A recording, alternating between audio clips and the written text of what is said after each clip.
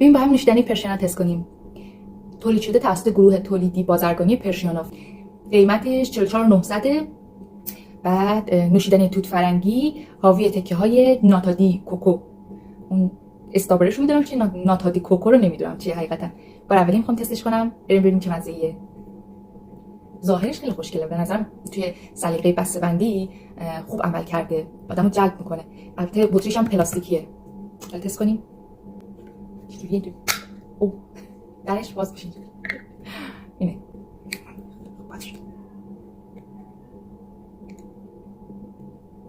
بوی توت فرنگی، یعنی بوی اسانس توت فرنگیش خیلی قویه. این چه باحاله.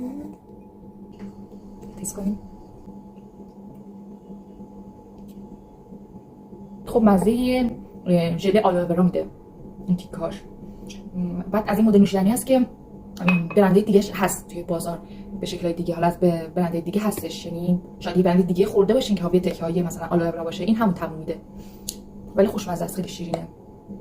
از نظر انرژی هم مدل یک لیوانش 133 کیلوکالری انرژی داره، یعنی تمامش اصلا رژیمی نیست، واقعا خیلی شیرینه ولی خوشمزه بود. از نظر طعم و خوشمزگی واقعا 10 از 10. من بهش 10 از 10 میدم. مرسی که همراه بودین.